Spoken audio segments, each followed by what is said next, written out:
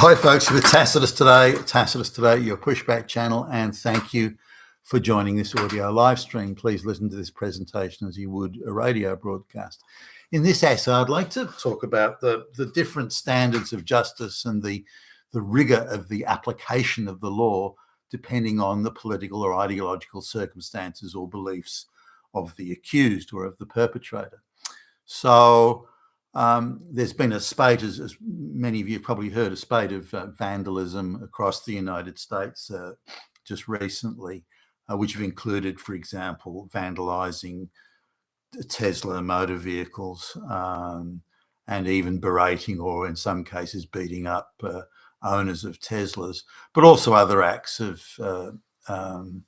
you could say, vandalism and so on, property damage, even arson, that's directed against, in the overall sense, the administration of President Trump. Now, this seems to be a sort of a trend is either gathering momentum here, and even though the Republicans control the federal organs of justice, there seems to be a slowness, if not a reluctance, or certainly a light touch in going after some of these people. If the roles were reversed and the Democrats were in there, we all saw how during the Biden administration and also the Obama administration, how they ruthlessly used the organs of justice to go after their political opponents. You got grandmothers who were wandering around in Washington on January 6th that were being brutally and aggressively targeted by the FBI and thrown in prison and their legal rights trampled all over. No one seemed to care about that. That was all fine. But now, real acts of violence and vandalism and so on, not imagined, but real acts. And if there's any leftist or Democrat district attorneys, prosecutors, and so on involved, then you find that a lot of these people that are doing this vandalism, including on Teslas, are being given very, very lenient treatment. And you had a situation when Biden was, he was non-compos. The goons around him were in office, where all you had to do was be anywhere near an abortion clinic, and you could have a 10-person SWAT team coming in and arresting you in dramatic style. The media are all there and all this sort of thing. So the difference couldn't be greater. All the resources of the state are available when the globalists are in charge to intimidate innocent private citizens or low misdemeanor level crimes, if you could even call them crimes, and yet the entire administration is available to chase political opponents or people with wrongthink, arbitrary arrest, arbitrary detention, the whole 9 yards. Whereas, at the moment, when there are real crimes to pursue, there appears to be a lot less interest, in the Democrats in particular, and the left-leaning district attorneys seem to think, well, no, let's be sympathetic. Their political views are views we agree with, and if we agree with their political views, then they can commit any crime they want, and kind of that's okay because they're fighting Hitler. So it's all very, very ideological and part of this wider ideological miasma. So there's a case recently where there was a number of cases actually, where a government employee or somebody working for an activist NGO or someone clearly on the left and clearly very the part of the never Trump type crowd. And they go around vandalizing property or can be a Tesla or multiple Teslas in one case I was looking at, and they can be racking up 20, 30, 40, 50,000 bucks worth of damage, and they think they're doing good work. I'm fighting Hitler. I'm doing good work, but aren't you breaking the law? Who cares about the fucking law? I'm fucking fighting Hitler. No laws exist when you're fighting Hitler. Oh, okay, is that how it works? Wow. And of course, that attitude, you might say, well, you're just an insane fuck. But the reality is that the district attorneys, if they're also, activist lesbians and all this sort of stuff, they're agreeing with, oh yeah, we agree with what you were doing. You are fighting Hitler, and we support. We've got your back. We've got your back as you break all these laws and vandalize and do this property damage. So if you are breaking the law, who cares? And there are various ways these. The people aren't necessarily getting off absolutely scot-free, but if you're doing 20, 30, $50,000 worth of property damage, and you're doing it willfully, it's premeditated. You're not just a one-off instance. You're doing, you're purposefully going out to do this. It suggests that you're mentally unbalanced, I would think. But also you're caught up in the ideology of, we're fighting Hitler and we're allowed to do what we want and anything's permissible when you're fighting, that type of insanity. Now, they've been encouraged to think that way for years now. The media and the Democrat establishment have presented President Trump as being literally Hitler. Where did you think that was going to go? Really, where did you think that was going to go? He's not just someone with different opinions to you. He's not just somebody with different policies or different political outlook. No. He's literally Hitler. And now I can't imagine that was a productive sort of way of going about the political debate. It clearly wasn't.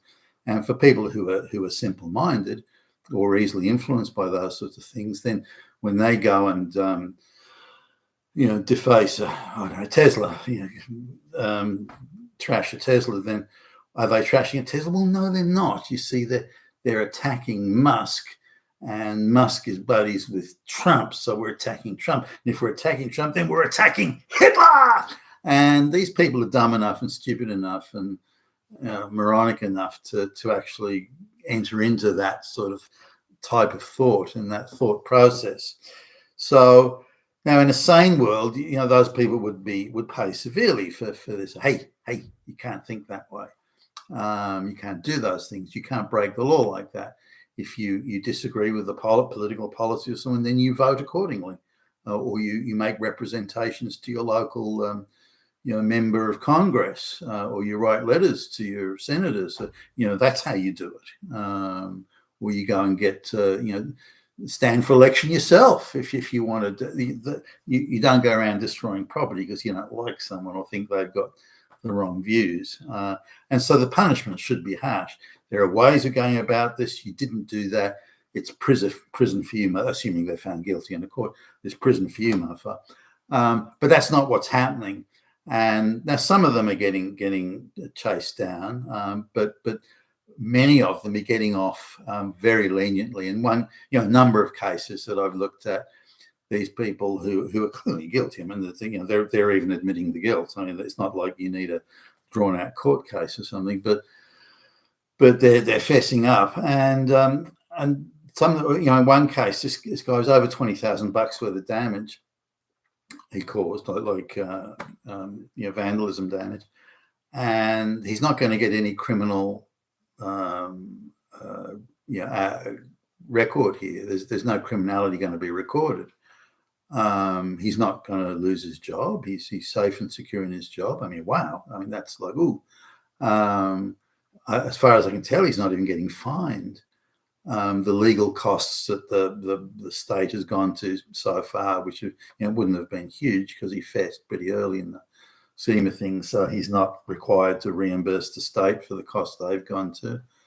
And so, is he getting like weekend detention or something, or he's got a overnight stay in the prisons or something, just to make the point that, hey, buddy, you're a criminal law. No, none of that. Because no criminal record is required, then he's got no, he's not required to go to prison or even get some sort of temporary detention order.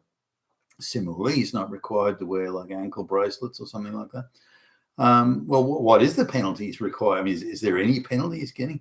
Well, he only has to make what's called, this is a diversionary program, they call it in some states. It's a state level crime at the moment, and I'll come back to that in a moment. But all he has to do is pay back, or pay the folks where he's vandalized their property. All he's got to do is pay for that damage to be made good. In the case of, I don't know, say a Tesla, the the panel replaced or get the paint resprayed, well, I don't know, whatever it is, and so he has to do that.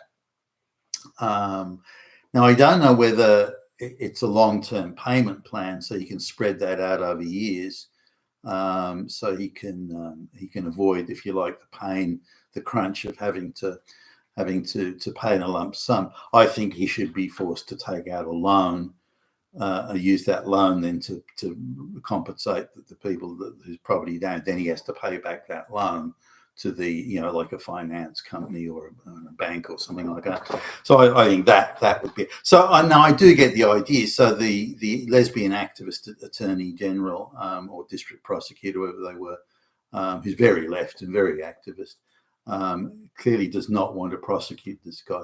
Now, if the guy's politics had been the other way, if someone who'd vandalized, what was it, 20 or 25,000 bucks it was, I think, of property of, say, I don't know, the Black Lesbian Meeting Hall or something like that, they would be, that person would be in prison so quickly their feet wouldn't even touch the ground. But because it's someone who's got the same politics as the prosecutor, and because they've sort of hit out against Hitler, then that's okay. All right, you shouldn't really have done it, and you certainly shouldn't have got caught. But hey, we don't want to give you a hard time over this. You're one of us. You believe what we believe, and you really were fighting the good fight, and that's, so they say, you're okay with us. We've got your back, and so this is playing out at a number of these cases where the vandalizing has taken place. Now, where these diversionary programs and other programs exist, the Democrat local district attorneys and left-leaning ones are using them all over the place. Well, you didn't really, so what if you did 25 willfully and premeditated 25,000 bucks worth of debt? Who cares? Hey, no big deal. And that's it. At least you didn't use the N word or something, and at least you didn't stand outside an abortion clinic. At least you weren't in Washington on January 6th. And so the bar is very high on one side, very low on the other. Now, my view is that I noticed that when Biden and his, again, the goons and the ghouls that were sort of running the place while Biden was there, they would use the federal justice, the organs and apparatus of federal justice to go after people they didn't like. It if the state didn't do anything, they'd use federal laws to go out and would be very, very creative in their interpretation of the laws they would use to go after political opponents. And we see, the lawfare against Trump, the Fani Willis and Letitia James and the Alvin Braggs and all these sort of people. I mean, the most absurdly creative interpretations of the law to go, the Jack Smith and everything. That Pam Bondi, the Attorney General of the United States, should do the same. So in the case of for example, there was here's one example. There was a state government employee. I think I'm not sure whether he works in the office of Tim Walz or not, but a state government employee, a white man, incidentally. I don't know if he's straight or not, but a white guy, and who did somewhere in the region of 20,000 bucks worth of damage to Tesla vehicles, and he's getting one of these diversion programs where all he has to do is make restitution. Now, the DA argues, well, it's better he keeps his job so then he can make the restitution. I kind of understand that, but I still don't think, okay, he can keep his job and do weekend detention or night detention. There's still ways you can put penalty. Now, because the state, the activist DA won't prosecute this guy as a criminal, I think there should be federal charges that are brought, and you get just as creative as the Democrats were going after people they didn't like. There's some guy standing outside an abortion clinic gets a full-blown SWAT team coming on to arrest him. Fuck.